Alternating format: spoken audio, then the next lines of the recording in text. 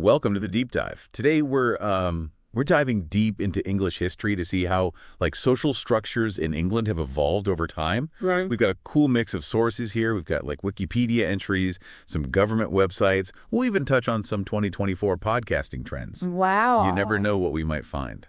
That's right. And I think what's really interesting here is how we can look at a society's evolution through so many different lenses. Yeah. We're not just talking about kings and queens. We're looking at everyday life for people, the technologies that they used, even their holiday traditions. Okay, so let's unpack this starting way back in ancient Britain, even before the Romans arrived. Our sources mention Stonehenge and the Sweet Track, things we usually associate with archaeology, not social structure. Right. But that's where it gets fascinating. Stonehenge, for example, wasn't just plopped down overnight. It took an immense amount of coordination, manpower, shared belief systems to construct something that massive. Yeah. This tells us that even in the Neolithic period, complex social structures were already in place. That's mind-blowing when you think about it. And then there's the Sweet Track, the oldest timber walkway in Northern Europe. It dates back to almost 4000 BC. It's hard to imagine the engineering know-how they had back then. Yeah, the Sweet Track is a perfect example of how technology, even in its earliest forms, plays a role in shaping those social structures. Right. Not only did it physically connect communities, facilitate trade, it also points to a level of cooperation and resource management that's pretty sophisticated for that era. So we're already seeing signs of social organization and innovation in pre-Roman Britain, but then the Romans arrived, bringing with them a whole new set of influences. How did that impact the existing social structures? The Roman influence was significant, there's no doubt about that. Their language, laws, and eventually Christianity, they left a lasting mark on England.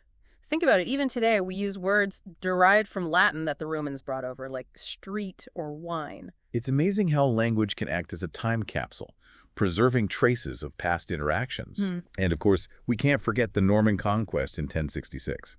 Another major turning point, right? Absolutely. The Norman conquest introduced the Anglo-Norman language, which became the language of the elite for centuries. It had a huge impact on the development of English law and governance, further shaping the social hierarchy. It's like each new layer of influence kind of adds to the complexity of that social fabric. And speaking of complexity, the 14th and 15th centuries seem particularly tumultuous. We've got the 100 Years' War and the Wars of the Roses. These weren't just battles. They were major upheavals that impacted daily life. You're absolutely right. Take the Wars of the Roses, for instance. This wasn't just a squabble between noble families. It destabilized the entire country. Imagine the uncertainty and fear people faced as allegiances shifted, and the crown itself was up for grabs. Yeah. Parliament even had to move to Coventry for safety. Wow, that paints a vivid picture of just how disruptive those times must have been.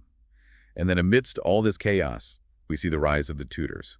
Henry VIII brings some stability back, but it's his son, Henry VIII, who really shakes things up.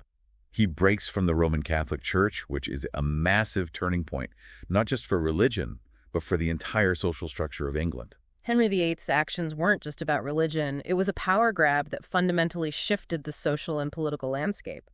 Monasteries, which played a huge role in people's lives, were dissolved. A new power structure emerged, with the monarch at the head of the Church of England. It's amazing how one person's decisions can have such a ripple effect throughout society. And it's not just about the big players like Henry VIII. These changes impacted everyone. Our sources mention something about Christmas being banned during Cromwell's rule. Right. That's wild. It is a fascinating example of how those in power tried to control even the most ingrained cultural practices. They saw Christmas celebrations as frivolous and even pagan, but of course people found ways to celebrate in secret.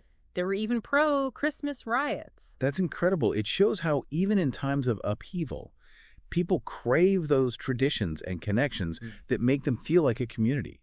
And it reminds us that social structures aren't just imposed from above, they're also shaped by the actions and resistance of everyday people. Precisely. And it's this interplay between the powerful and the everyday citizen that we'll continue to see as we explore further into the evolution of England's social structures.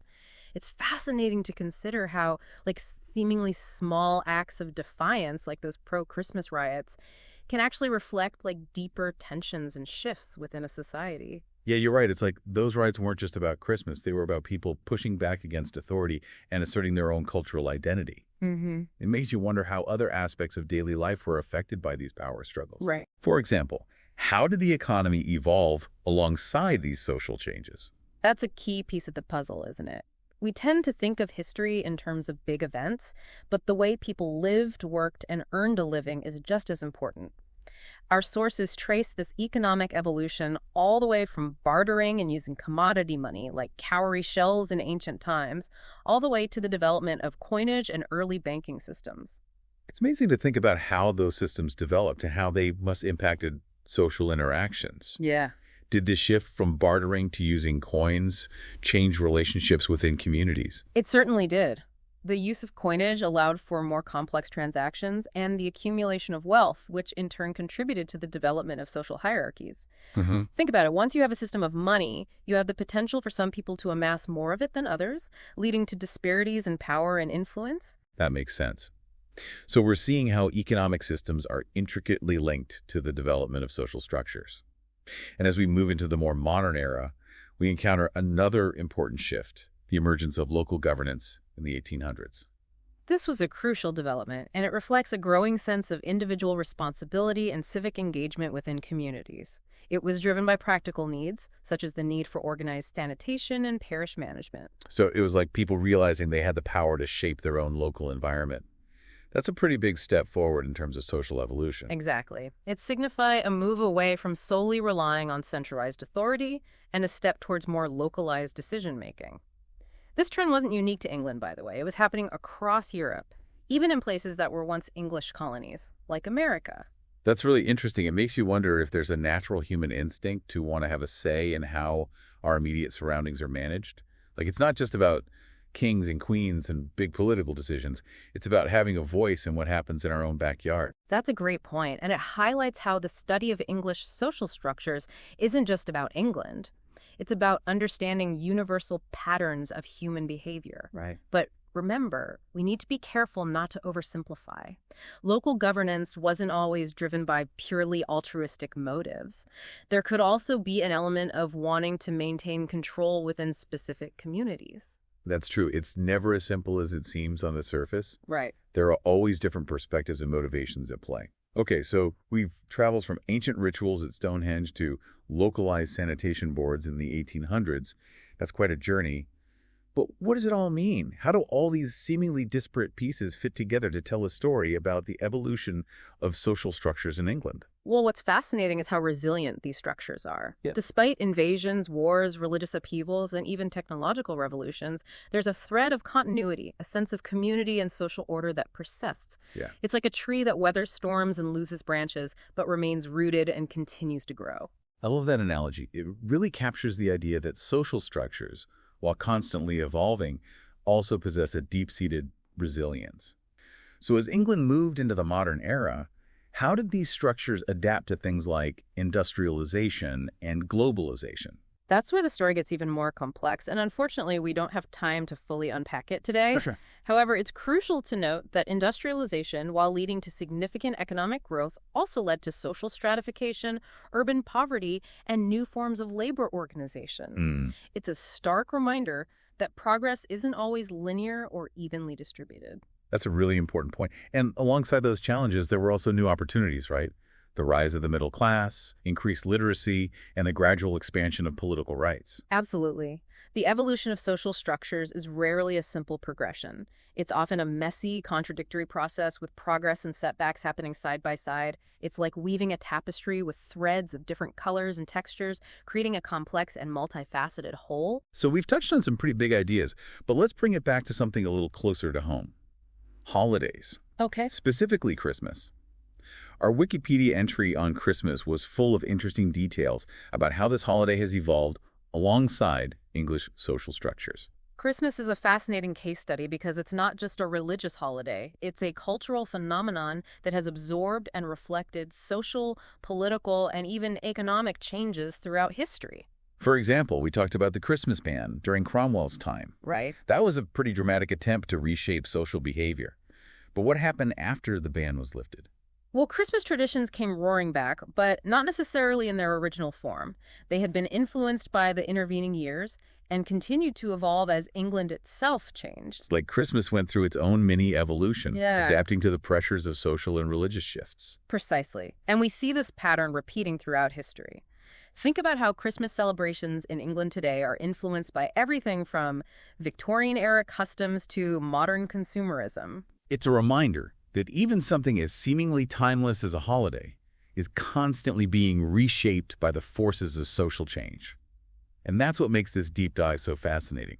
We're not just learning about the past, we're gaining insights into how societies evolve and adapt, and what that means for us today. It really highlights how interconnected various aspects of society are. We've seen how religion, politics, economics, even seemingly unrelated things like holiday traditions, all intertwine to influence the way social structures develop. It's like a giant, intricate tapestry with each thread representing a different facet of human experience. Exactly.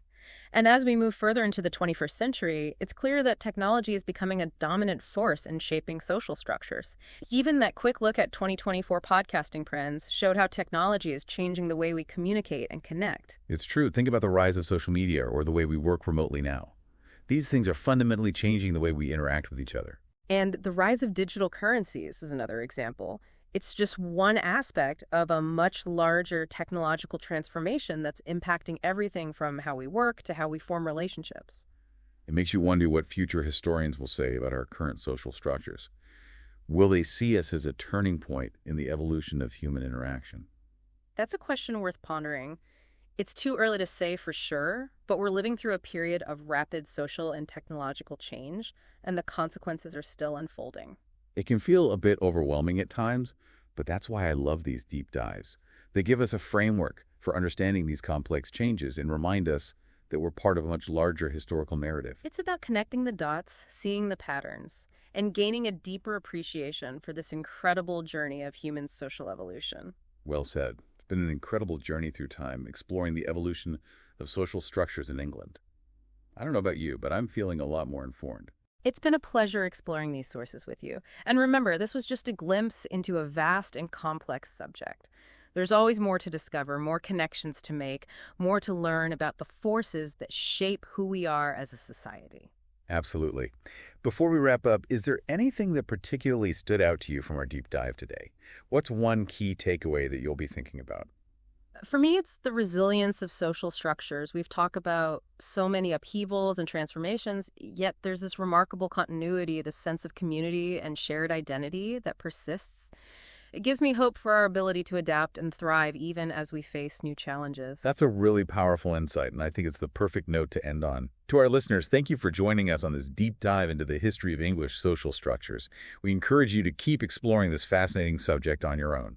And as you continue your exploration, consider this. How might the rise of artificial intelligence and automation reshape social structures in England and beyond? It's a question for the future, but one that's rooted in the long and complex history we've discussed today. That's a great thought to leave our listeners with. Until next time, happy exploring.